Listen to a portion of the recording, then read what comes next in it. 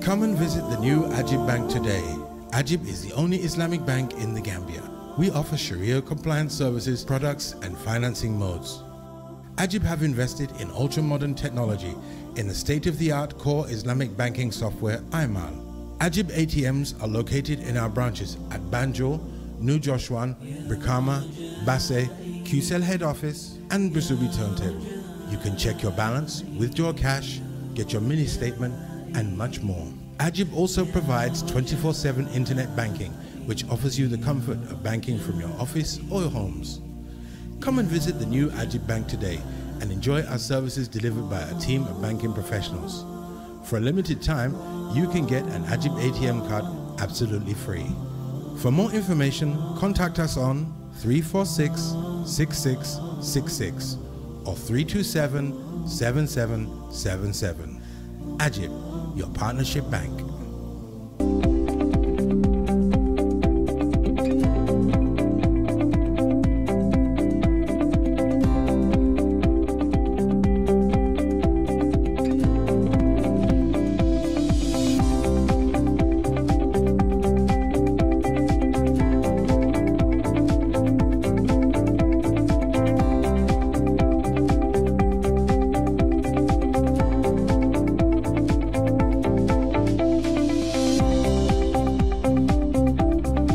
Thank you for joining us on our QTV Business and Economy program. The Business and Economy program is intended to promote the ideals of a corporate Gambia identity with the objective of forging partnerships through dialogue between the public and the private sector, civil society organizations and the international community. In today's episode, we shall be discussing the National Assembly and recent developments emanating from that legislative body, the law-making organ of the three arms of government. The 58-member chamber has of late been living up to its expectation of ensuring their part of the requisite checks and balances as enshrined in the Constitution. From the Supplementary Appropriations Bill, from the 2019 budgetary estimates, and recently the executive decision to revoke the nomination of the Honorable Member of Parliament, Honorable Kumba Jaite, are all seemingly indications that the National Assembly is endeavoring to live up to the expectation as per what they've been mandated by their electorate. What are the aspirations of the National Assembly? What are some of the challenges that they face? And is there any role that partisanship plays in the effective running of that important arm of government? Ladies and gentlemen, these would inform our discussions over the next 1 hour. To help us in these discussions, we have invited Honorable Dauda Kausu Jawara, the Member of Parliament from Upper Fuladu West. Honorable Jawara, it's a pleasure to have you on the program. Pleasure is all mine. Welcome to Business and Economy, and thank you for honoring our invitation. Thank you very much. The pleasure is all mine. Thank you. And thank you for the confidence in inviting me to this auspicious platform. Thank you very much. Honorable, the National Assembly has of late stood its ground on matters that were tabled before it. In my introductory remarks, I spoke of the Supplementary Appropriation Bill, also of the 2019 budgetary estimates, and also the recent decision by the executive to revoke the nominations of the honorary member to Parliament or National Assembly, Honorable Kumba Jaite. And we can even extend it and add, you know, the fisheries bill that was also tabled, seeking for your endorsement for the Gambia to enter into an agreement with the EU as long as exploitation of our natural resources, fisheries, are concerned. And we've seen that on all of the three issues, the Supplementary Appropriations Bill, the 2019 budget, and even the fisheries bill as well, which was submitted for approval, the National Assembly has taken the representative of government in terms of those three issues, and they have debated, discussed the issues, and there wasn't anything like a rubber stamp that we have been accustomed to in the past, especially when the ruling party dominates parliament. And of late, we've seen the stance that they have taken vis-a-vis the revocation of the nominations of Honorable Kumba Jaita. If I may ask, there is seemingly a new sense of responsibility on the members of the National Assembly. Why is that? What would you say are the reasons why? Thank you very much. I'll call you Honorable Benjamin Roberts for this invitation. And like I said, I am privileged and honored not to be invited not to talk on these issues. But before going further, I would want to just take us back a little bit. First of all, to ascertain as to why we are where we are today. I understand, from my little findings, that the first constitution that the Gambia had was in 1962. Then another subsequent one, in 1970, which are all abrogated to give way to the 1997 constitution. Given our history as a former colonial nation, most of the constitutions were geared towards giving power to the monarch and subsequently the president when we became a republic. But the spirit of the constitutions were all to make sure that there is a separation of power and there is accountability to the people. So that takes me back to the 1997 constitution, which I would like to borrow myself. The reason being is a new document that I'm not very used to, like some of the seasoned politicians. So now and then I would like to provoke it by actually going to the relevant points and read them. So in section 87 of this constitution, it is established, and the constitution is an established set of principles and ideas that the Gambian people have agreed that this is how we are going to be governed. So whether you're a president, whether you are a National Assembly member, or you're a chief or a trader, you are all governed by these rules. So it means everybody is equal before the law, and everybody should be treated fairly, regardless of your position. So the section 87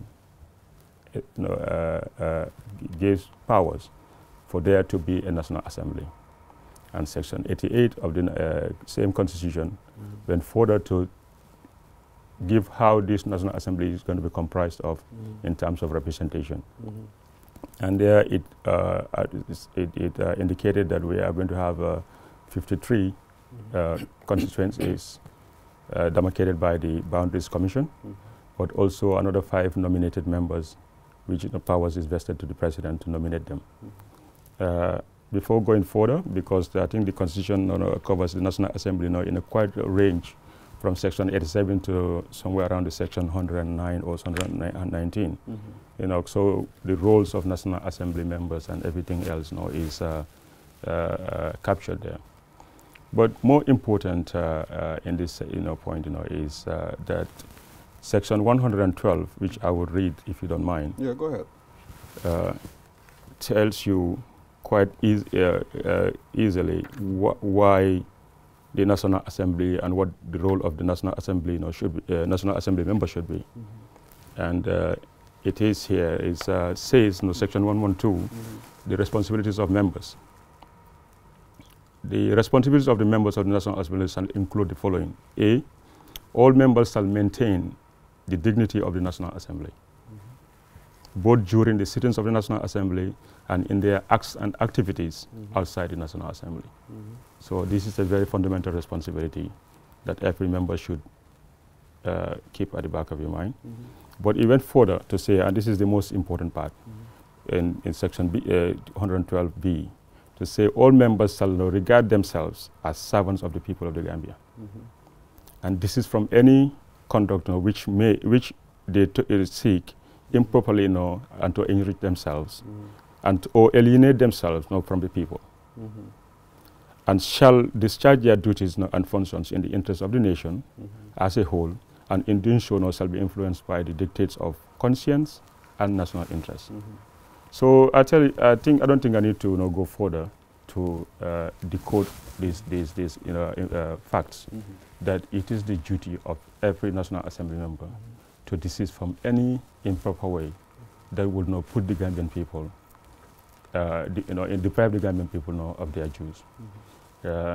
So it's on those against those backdrop that I think this National Assembly is acting the way it is acting to preserve the will of the Gambian people against executive excesses. Well, it's quite interesting and telling for people like us who are equally not as au fait with the Constitution, the ordinary citizen, that you would have pinpointed to Section 112 in terms of the reason why the National Assembly is seemingly, I mean, as I said, I keep on saying this word, seemingly, endeavoring to live up to its expectations. So you've quoted that it is the responsibility of the National Assembly, of any National Assembly member, to maintain the dignity of the National Assembly, regard themselves as servants of the Gambian people, and to discharge their interest, their duties in the interest of the Gambian people. So pretty much these are the things that you feel as National Assembly members that you are to do, and for these reasons you are beginning to ensure that whatever it is that you do at the chamber, is aligned or in line with these three articles that you have quoted. That's quite interesting. I want to pick on the issue of the revocation of the nomination. I think this is headline news now, or has been headline news and continues to be, in terms of the revocation of the nomination by the executive of the appointment of Honorable Kumba Jaite. In a press conference that you guys had held, when I say you, meaning the National Assembly member, with the Majority Leader, Honorable Keba Barrow, in which 31 members of the Assembly, signed the resolution that dissociated, the National Assembly members from that revocation. I know there are 58 members in the Assembly, but as per what was relayed in the press conference, 31 members had signed the resolution, dissociating, the Assembly from the position of the executive. What happened to the other 27 NAMs? Is it they were not out of they were not within the country, or had they decided to, perhaps not participate in the process? I ask this question because I'm trying to see, because in the press release it did say, and Honorable Barrow did say that this wasn't partisan.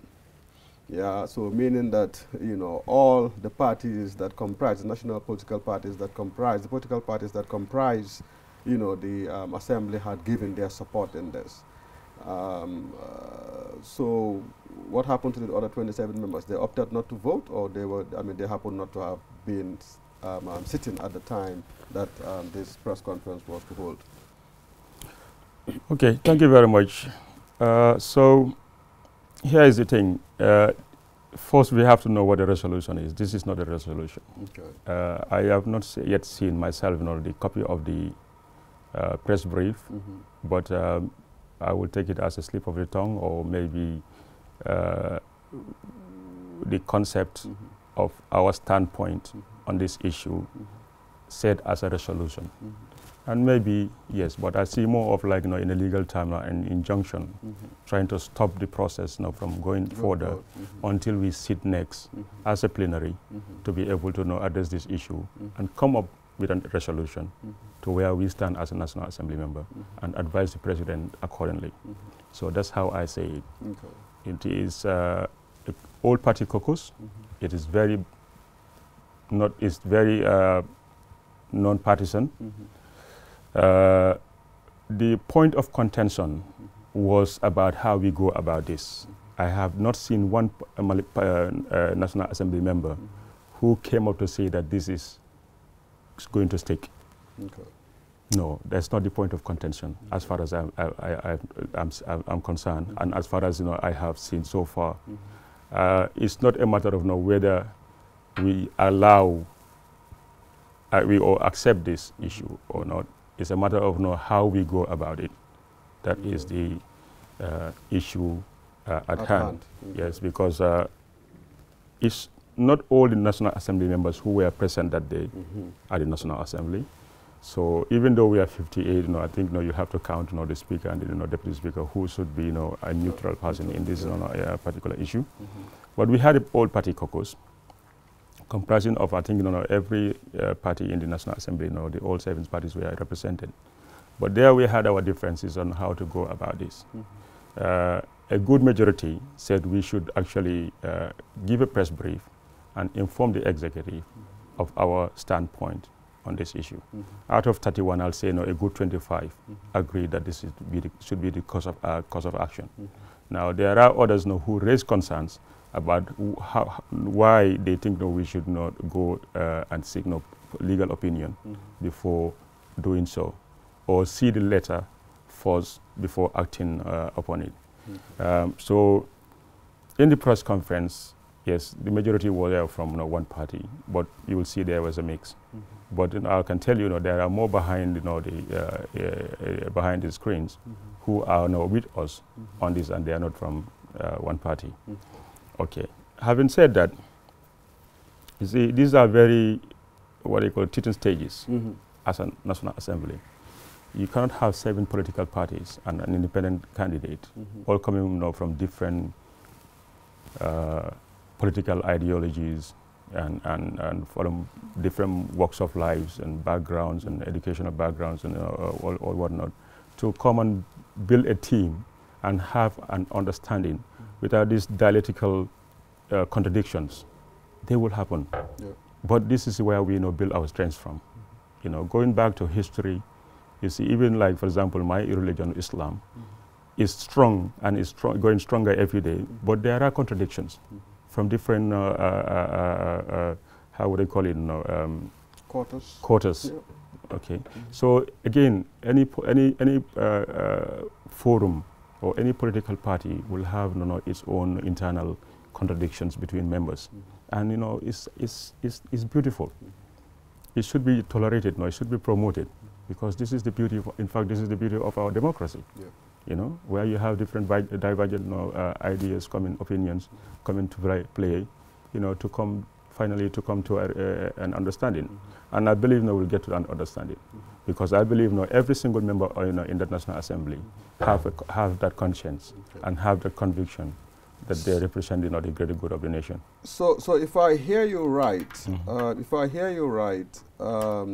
the press conference in which, as you pinpointed, that perhaps the use of the language resolution was the wrong one, but it's a general understanding among the 21 the 31 members of the National Assembly who had said that we are not in agreement with this. But the process in terms of how to convey that disagreement is yet to be settled. And now, if I hear you right, for the benefit of the viewers, the view is, yes, we have communicated by way of a press conference that this is our stance. But how we go about formally addressing this issue and hoping to resolve this issue would come under a formal setting in which all 56 members, excluding the Speaker and the, I think you said the, I think the Speaker is the only, the Deputy Speaker can participate. The Deputy Speaker can participate. Yeah. So there will be a formal setting in which this thing would be tabled, discussed, and perhaps voted upon. And at that time, one could now speak of a resolution. And from there, a formal engagement with the executive would obtain in terms of how this issue would be resolved. Yeah. Thank you for that clarification. I think this is very important. Now, let me ask this question, because I have also seen that the National Assembly members, since the press conference, have also gotten some support, from some like-minded institutions. Here I'm talking in terms of the Bar Association. Saliu Tal, Mr. Saliu Tal, who is the president of the Bar Association, had this to say, and I would quote him ad verbatim, and I think this was posted on the, on social media. And he said, and you made reference to this, he said, the power vested on the president by Section 88B of the 1997 Constitution is limited to the nomination of 5 National Assembly members. Furthermore, there is no provision in the Constitution that grants the president the power or authority to revoke, dismiss, terminate, or end the tenure of a nominated or elected member of the National Assembly. He went further to say, we wish to draw the attention of the executive to the fact that a National Assembly member is not under the purview of the executive by virtue of Section 1664A of the Constitution. And in this Constitution, an office in the public service does not include, and this is for purposes of clarification, the office of the President, the Vice President, the Speaker or Deputy Speaker of the National Assembly, Secretary of State, or a member of the National Assembly. That is, of course, their emphasis. Now, the NAMS pretty much made reference to this in the press release, as well. The question, therefore, is: was the executive ill-advised on the decision? It baffles me, and I ask this question because this is not the first time that we are finding ourselves as a country into such quagmire, if I may use that word. You can, yeah. Because we have had situations, and here I can talk of the pedophile, that was granted amnesty, despite the offenses that he had committed, in the country. We can also speak of, the decision by the executive, or the pronouncement that was made by the executive in terms of the request that was made by the people, the elders of Faraba, in terms of, that they are, they were no longer interested in pursuing whatever it is that was a legal, case in the courts. And some pronouncement was made there as well. So it seems as if we happen to be finding ourselves in situations of decisions being made, missives being given, directives being passed without the requisite consultations happening. So is there a lot of ill advices, would you say, within the executive? Is that the reason why these things are happening? Or is it because we are still to crawl out of that challenge that we have seen obtained in the past, where people believe that exclusive power rests with the executive, and therefore any decision by the executive must be honored? Thank you very much. Let's put it this way. I don't know whether I can remember all the various questions you have asked, but I'll try to pick on some of the salient points. First, to do with Mr. Tal, Saliu Tal. I think Saliu Tal is also equally acting from the same position I'm acting from.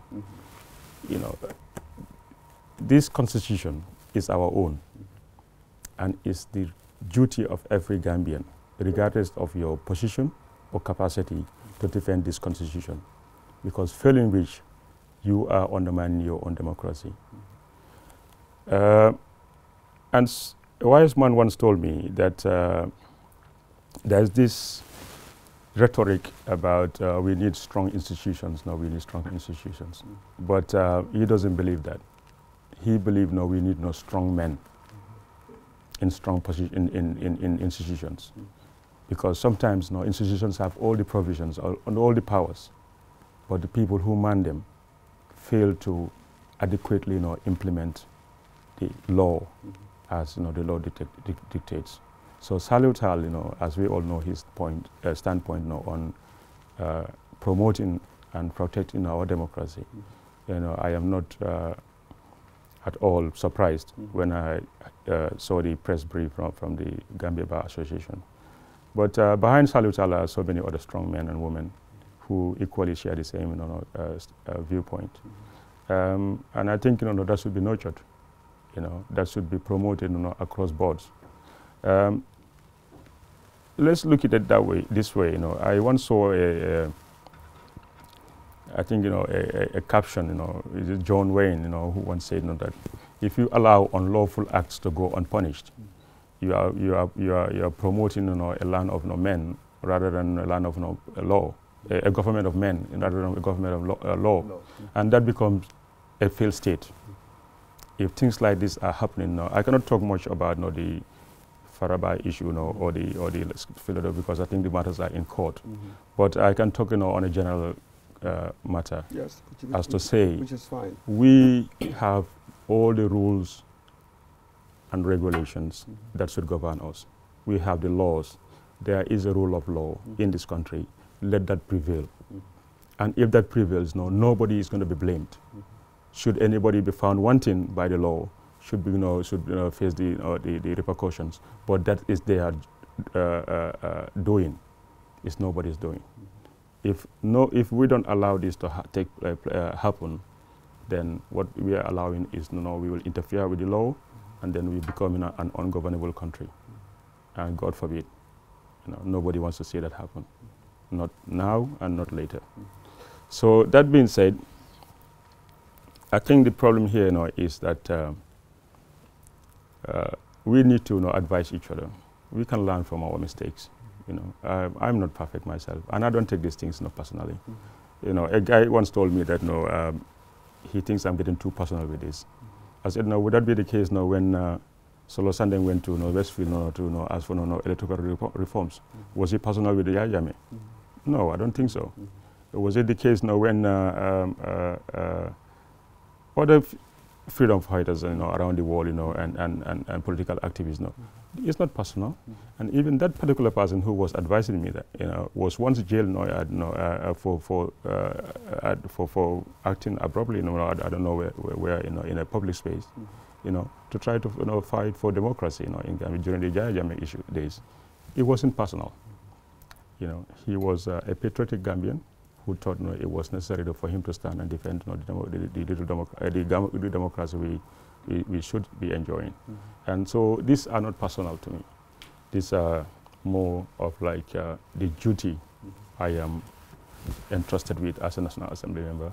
And I think for anybody who knows me will know that that's actually my conviction, and that dictates my actions in these kind of issues. And a noble conviction at that, if I may add, because as you rightly said, it is the responsibility of every Gambian to defend the national constitution. And I like your quotation of John Wayne. Thank you. And it's spot on. And this is actually one of the challenges that we find ourselves in Africa in general.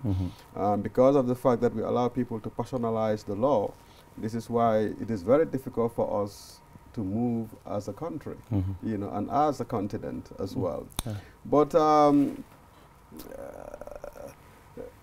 would want to get your informed views in terms of the saga that I spoke on, earlier. Yes, I know for the issue of the Faraba incident, it is in court, and you don't want to preempt whatever it is that would ultimately come out of that, which is fine. But if we take the issue of the, pedophile that was pardoned, you know, seemingly, and I want to re-echo this point, it would seem as if decisions have been taken without perhaps going through what one would expect should be a channel of consultative process, an engagement, if you will, back and forth until we come back to take a decision. And let me just make this point. Seemingly, you know, from the press briefing, which was held by the National Assembly members with the majority leader, Honorable Barrow, in the lead, the point was made that even the letter that communicated the revocation of the domination was not on a letterhead. That's one point. And ultimately, this letter seemingly, let me use that word, seemingly, because I find it very odd at that level that a communication would come from that office without it being on a letterhead or letterheaded, as some people had said. So, from my perspective, I even question, did this letter even come from that office if it came and it wasn't on a letterhead? Yeah, that's one. But for the sake of this program, let's just conclude that yes, it did come, and maybe it was an oversight on their part. And if it did come from that office, one would have thought, you know, just given best practice as it is, that one would have said, okay, maybe a directive came for the Secretary General to do X, but the directive could have come, the Secretary General could have acknowledged the directive, but there is nothing stopping the Secretary General from consulting. Say, for example, with the Attorney General to find out and say, wait a minute, we have received this instruction, my office has received this instruction, asking us to do this, but what is your view on this? And this is the point where I'm driving. Is it because we are inundated with the daily administrative routine to the point where sometimes we even stop to think before acting?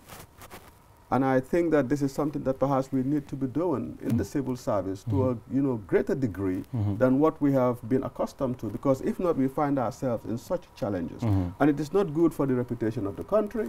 It is not good for us as Gambians. Neither is it good for the current administrative body that is in office. I mean, what is your take? Do you think that this is something that perhaps, we need to adopt as a country, to be consulting and to be taking a step back before reacting or taking a position? Thank you. Yes, again, going back to your first question about the letter from the Office of the President, I have a copy of this letter here now in front of me, and then I can tell you this much. I tell you what, I was one of the first people to come and question on the authenticity of this letter, because if at all it is from the Office of the President and signed by the Secretary General, it is half-hearted. I don't think the person is convinced that what he's doing is in fact not in line with law. Whether consultations were done, whether advice was sought from the Attorney General's office, I cannot say, because I'm not privy to those interactions. But what I can say, because that would be a far-fetched speculation, but what I can say for sure is the advice will be still wrong, if at all there was any advice seek, because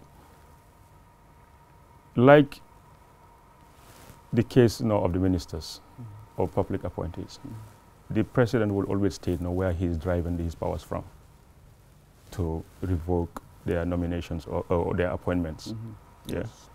He will quote it, and that's in Section 71 of 3B or 3C. I was trying to see, that's where he will not revoke, he will not get his powers from, So executive decisions are executive decisions. It's an executive decision to go to have lunch. It is an executive decision to have a meeting tomorrow. But where do you get the powers from? You have to quote in this kind of situations. And this is why the letter is very empty. It's a non-letter-headed letter. The date of which is on the letter is questionable, because the letter was received on the Friday, which was the 21st or 22nd. and the letter was dated as the 25th, which was the Monday. How can you send a letter before the date, prior to the date? Number two, the letter just reads that I hereby write to convey. You are a messenger. You are not taking ownership of this issue. It's like you're trying to take a precautious stance on this issue. The executive decision to revoke your nomination as a National Assembly member with immediate effect. It doesn't mean anything. Where is your power? Where is the power of the executive to revoke the nomination of a sitting National Assembly member who is already a sitting National Assembly member? And we cannot teach each other here because we all understand the language, but I think some people have better command for the language than others. So nomination, why don't you say appointing a National Assembly member, but rather nominating a National Assembly member? And nominating a National Assembly member basically means naming. So like the Constitution in section 88, where constituencies have powers to elect one person to represent them, the president has the power to nominate five people to represent different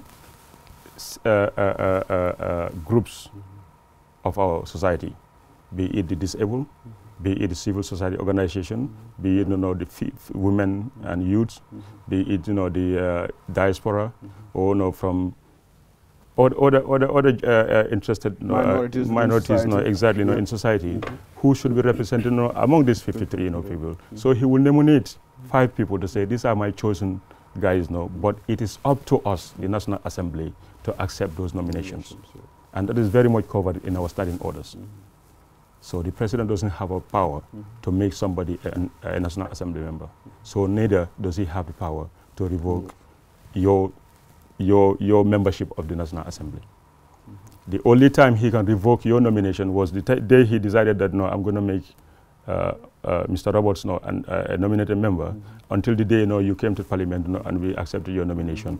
Between those days, he can revoke your nomination. But once your nomination has been finalized or approved by the august body, here meaning the National Assembly, then that's it.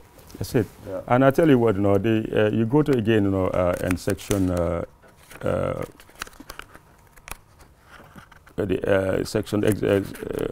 let me put it this way, section, I think is 93. That's the closest it came to, where the president have a little bit of, where it is mentioned how a nominated member can lose your seat in the National Assembly. And that's in section 93. That is the 2 people that are from the nominated members. And it says that section 93(1), the Speaker of the National Assembly and the Deputy Speaker shall be elected by the members of the National Assembly from among the nominated members. Okay? And the Chief Justice shall preside over the election of the Speaker. But he went on to say in section 3, unless he or she sooner dies or resigns, the Speaker or the Deputy Speaker shall only vacate their respective offices if he or she ceases to be a member of the National Assembly. And the only way you can cease to be a member, a member of the National Assembly is covered in section 91. And there is no mention of any executive interference, no whatsoever. And also he wants further, he says, if he or she is removed from the office by a resolution of the National Assembly, supported by the votes of not less than 2/3. So you see, it makes it practically impossible for a National Assembly member to be denominated or to be revoked, to lose their seat. And even this, there should be provisions of the National Assembly of how to conduct these affairs. And there is no provision, there is no law right now as to say, even me, as an elected member now, my constituents want to recall me. There is no law of how to go about it once they start the process. They can start the petition, go to the IEC, and get all things done. But once they come to the National Assembly, there is no acts of National Assembly to say how this is going to be conducted. Okay. So if you cannot sack, this is basically actually trying to show that once you are a National Assembly member, only the National Assembly can remove you from the National Assembly, by in content of National Assembly or whatever other reasons. You make a good point, and I just want to do a quick follow-up on that in terms of if your constituents, for example, or any constituents for that matter, decided to recall their duly elected member into the National Assembly, and how there isn't a provision within the Constitution that looks at that. Yeah. Should that be a point? Is that a point that you guys are looking at bringing on board the CRC, the Constitutional Review Commission? I think so. Okay. I think so, and I think we went further to make sure that this provision in the National Assembly will give the president the power to nominate 5 people is removed. Okay. It is just bringing more problems than solutions to our democracy. Why? I'm sure if you are making that recommendation, you must be saying then that it's not a good practice, and perhaps all 58 members should be elected. Is that the point? I mean, is that the view that you are taking? The Boundaries Commission will, and the IEC will look into the demarcations of constituencies and look at whether it's necessary to go for 58 or even to reduce these numbers, depending on population and everything else. But I think more so, is to I think the reason why maybe I might go a little bit off the point here is the reason why I see the Western Wall is developing at a faster rate is because there is a very limitation of power vested on one man, like for example the president or the king or whatever. Sorry, in monarchs it's a different issue. But but even with the monarchs, I mean, you see that most because of you have the prime ministers, yes, exactly. So unless we go towards that line and reduce these executive powers, we will be, at liberty of one man's, discretion. This is a sad fact, And I think, Gambian people have now come to realize this, that unless we stop these things from happening, there will be dictatorial tendencies. People will come, and once powers get into them, they become something else, Yeah. Let me now look at another issue that perhaps in retrospect I should have had invited the members of parliament to discuss. I know I invited the permanent secretary at the Ministry of Fisheries for us to look at the Sustainable Fishing Partnership Agreement protocol. And yes, this has now been sanctioned, but I know it wasn't an easy thing for them, as well, and they did get, some roughing, if I may use that word, loosely, at the level of the National Assembly. But in view of what obtained with the fisheries deal, and in view of the challenges that it has been subjected to, well, I would not even say challenge, in view of the scrutiny that it was subjected to by the National Assembly, members, what would you reckon? Or what would Parliament want to see, or what advice would you here? I would not say representing Parliament, but as a member of Parliament and representing duly elected from your constituency, what would you suggest or recommend to those who are viewing, to the viewership, in terms of what institutions, government, central government, local government, parastatals, agencies, government agencies, what should we be doing to help bring about greater consultation amongst and greater engagement of relevant stakeholders in any issue of interest before it is tabled at the level of the National Assembly? And here let me just go a step further. I know when I had the permanent secretary from the Fisheries Ministry, when I asked him that the Sustainable Fishing Partnership Agreement, is a topic that was really discussed and heated amongst the citizenry, and also when it was tabled at the National Assembly. The general populace had said that it wasn't a good deal, and they were looking at this primarily from the perspective of value. What is the value of what they're taking from oceans, to what we are getting in return vis-a-vis what they could get in the markets in the EU. And I made a brief calculation for him in terms of what we were getting in terms of value, under $1 million euros vis-a-vis if you sell what they were exporting, I think 3,300 metric tons of, tuna and tuna-like species, that they could fetch anywhere from 4 to 7 million euros. So if you look at that value and look at the value that we were getting back, really is incomparable. Maybe a crude way of looking at it, but because we have to also look at other benefits as well, training to the fisheries and all of those things. And he did say that they had consulted, when the Ministry of Justice was represented, in that signing, their ministry, the Department of Fisheries as well, and I think he also mentioned some other institution. Yeah. But I had made the point, was GIPA consulted, for example? And yes, GIPA wasn't consulted.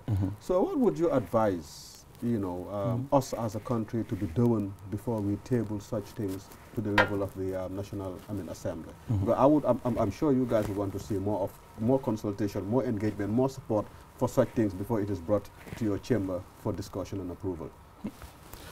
Okay, thank you again. So, well, let's look at it this way. I agree with you on the fact that there are lacks of sensitization, more awareness programs to make sure that people know what we are signing and what we are not signing. This is not only confined to the fisheries deal, but even this biometric, new biometric ID cards we have. We once not discussed it with the minister that we, more sensitization would have no help, calming the tensions, in this civil public, to make sure that there's more apprehension, there's more comprehension of the issue than bringing the fracases. But having said that, I'll go a little bit on the other side, before coming to why I think, it was a good idea to have this agreement. I'll say at this point that, I was in support of the agreement, and I'll give my reasons why. First of all, we have to remember that over 200 million people in our Africa are dependent on fisheries and fish. And it is well documented that the Fisheries Committee of West Central Gulf of Guinea, that Africa is losing over $300 million every year on illegal fishing and unreported or regulated fishing. They call it IUU. Okay, this is due to the fact that we have no monitoring and control or surveillance systems to stop this infiltration of industrial trawlers, fishers, that's the trawlers, coming into our EEZ, that is our exclusive economic zone. Yeah.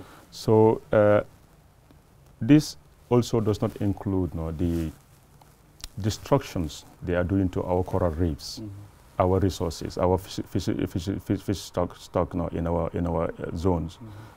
Which could also go into the hundreds of millions of dollars every year. So we lack the capacity to monitor or to control or even make effective surveillance if we don't look at our situation as a country and see how we can resolve our problems. And that also we have to consider the effect it is doing, which is the trickle-down effect it is doing to our domestic lives. It is because of these activities at deep sea, it is affecting our artisanal fishermen, fisher folks. So again, it affects the livelihood in the homes. It affects our nutritional intakes. Welfare. It affects our welfare. It affects quite a lot of stuff that I can you cannot all name in one. But to address these issues, we have to go to the to look at the things from a broader perspective, and that means to stop these illegal fishers from robbing our families from their food, and our economies from their money. We have to make sure that we take the bold step, and the bold step is this: whether it's a good deal on the return on investment for these next 6 years or not, is one variable that maybe I'm comfortable to deal with, But what is there to build our capacity on is the one thing I'm more concerned about. In 6 years, will we be able to maximize the potentials and build our capacity so that in the next 6 years we can say to them, Thank you very much. We are okay now. I think we have the surveillances. We have the networking with our regional bloc, because we cannot do these surveillances alone. Trawlers at this deep sea, about 200 miles from here, you cannot actually control them and bring them to shore and punish them the way you would if you don't have networking with the regional, with your neighboring countries. So therefore, we need to actually look at this thing from that perspective. And this agreement is in almost all the coastal countries, from Morocco all the way down to South Africa. They have agreements now with the EU. And we are the only ones now who don't have the agreement. And if we don't have the agreement, what that means is fine. If their seas start fishing from north, coming down south to West Africa, as soon as they get to the point of where our waters start, they should lift their nets up, travel 80 kilometers, and then dip it back on, and then continue fishing. I tell you, they don't do this. They will illegally just continue fishing. Because if they see the stock of fish, they will not stop fishing it. And they'll come into our water. There to monitor that day. Nobody's there to monitor it. Lifted and dropped down again. Nobody's there to monitor it. So, and our water coverage is only 80 kilometers. It's a small portion. So they will not even bother, because it costs them more to actually do that and down to look at the bilateral and multilateral whatever conditions they are breaching. No, they won't do that. So it doesn't make it makes good sense for us to benefit a little out of it, as far as monetary returns are concerned, but to look at the bigger picture of building our capacity to make sure that we are part of that network to stop illegal fishermen from coming to our shore. And while they are at it, they are also our eyes and ears at sea. So these two species, which is I think haze and tuna, are the only two pieces they are allowed to fish. Any other fish they fish, we can ask them not to give it to us, because we have 4 men on board of each vessel that is coming on board. So the point I'm trying to make is this, that in the next 6 years, they will be stopping for example, the Asian vessels from coming into our territories, because they're coming. It's a fact. And so these European vessels will be our watchdogs. Institutions would have been built. Perhaps we could even have established our own trawler fleet to help us to be able to exploit our natural resources, and perhaps help bring about the glory days that we had under Seagull. Whatever it is that the current fish processing plants are in this economy. Was that done? Thank you very much. We don't have a committee on fisheries per se, but we have a monitoring committee, and I think the monitoring committee is already tasked to monitor all government projects, including our bilateral and multilateral agreements, to see to it that whatever is agreed upon is implemented, and there is a high yield of benefit in return. This fisheries is no exception. And I believe that we will. I think already is actually is been mandated to the Select Committee on Environment to monitor this fisheries deal, to ensure that the local content capacity is actually captured, to make sure that that 275,000 euro they have identified every year to support the local fisher folks is actually implemented to the letter, and that we are seeing the benefits in return. So yes, I would say that there is a mechanism in place from the National Assembly point of view. The legislations are there, so there's no need for a new legislation, but it's only to enforce it, to make sure that it is implemented to the letter. Perhaps the last question that we would discuss on this program, and this is the issue pertaining to local content. This is something that is of interest to Gambians. We look at the number of projects that are coming into the country, projects that, yes, are being supported by the international, by our international partners, but there's an outcry in terms of the citizenry that for the most part, these projects, in terms of value, the entire value that comes, vis-a-vis support, ends up going out again in terms of consultancy fees and stuff. What is the National Assembly doing to help ensure that going forward, even over the next 3 years, that we will gradually begin to improve on this so that Gambians will begin to effectively participate and help build the local content, which would equally help to enhance and broaden our capacity as long as the economic development aspirations of this country is concerned? Thank you. Okay. First, the National Assembly, is very aware of this. It has come to our attention, in different ways and forms, through representation, through our public engagements, with our electorates, that there is a need, to address, the participation of the local content, in both small, medium, but also, big contracts and projects. And I think, it is a necessity for us as a National Assembly, to develop and enact a law on local content, but also to make it a point like, I think it was practiced in Zambia or something like that. 35% of all contracts or whatever should be should be from a local input, in government projects and contracts. We should develop guidelines to help local participants to know how to go about ensuring that they are reflected in such issues. But also we should harmonize other legislations that are already in place to make sure that this is the case. And we need to do that, to make sure that the added value chain is promoted, and there are more players incorporated into the process of taking our already available goods and services, or especially raw materials, to make them finished products, and make it a point that actually we have a quota that would actually be used across sectors. Well, viewers, thank you very much. This was all we had for you today on this edition of the Business and Economy Program. We are grateful to our guest, Honorable Dauda Kausu Jawara. It was a pleasure to have you on the program. The pleasure is all mine. We wish you the best of success at the level of the National Assembly. And we hope that your constituents have been watching and that they will keep sending you back to represent them at the level of the National Assembly. Thank you very much. It was our pleasure. Thank you for the confidence. Thank you. Okay.